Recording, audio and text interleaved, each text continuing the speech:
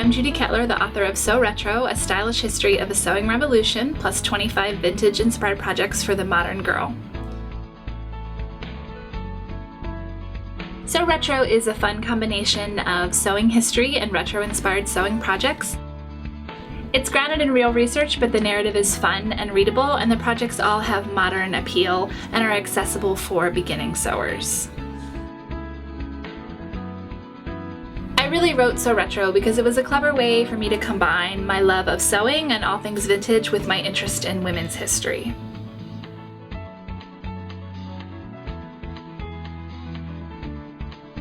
I wanted to find out more what sewing has meant to the many different generations of women. We think that sewing has just recently been rediscovered because it's so popular right now, but in reality it's ebbed and flowed and been rejected and embraced many times over in the last 150 years. I designed the 25 projects in Sew Retro to celebrate the different time periods, beginning with the mid-19th century and the invention of the modern sewing machine, and tracing it all the way up until today. I definitely have my favorite projects, like the Handkerchief Bag. I started collecting vintage handkerchiefs at flea markets a few years back. They're so dainty but so sturdy, just really great little pieces of vintage charm. And appliquing one onto a bag is a great way to incorporate a little piece of history into something really functional. The home decor stuff is really fun too, like the mod gathered pillow for the 1950s chapter and the cafe curtains for the 1930s chapter. A real favorite of mine is the Groovy Patchwork throw from the 1960s chapter. I wanted to just throw a bunch of mod prints together and watch the cool pattern emerge.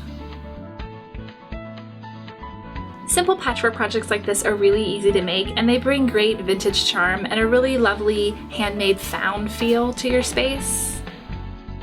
Then the wearable pieces, like the 1920s smart felt hat or the elegant shawl from the 19th century, or even the Saturday afternoon skirt from the New Domesticity chapter. They feel really modern, but they still have a great nod to retro style.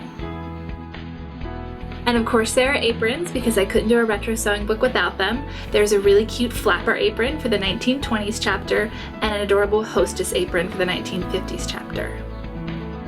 I think readers will really enjoy flipping through Sew Retro because there's a lot of great ephemera. I collected a lot of old vintage ads, magazine spreads, patterns, books, all kinds of other things that are really fun to look at.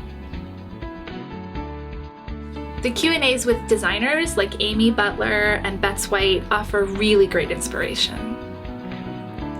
Plus there are bio sketches of women throughout time. Some of them readers have probably heard of, like Shoshana Berger, but others readers probably have never heard of, like Ellen Curtis DeMorest and Mary Brooks Picken. But these women are so interesting to read about because they changed the face of sewing in all kinds of ways.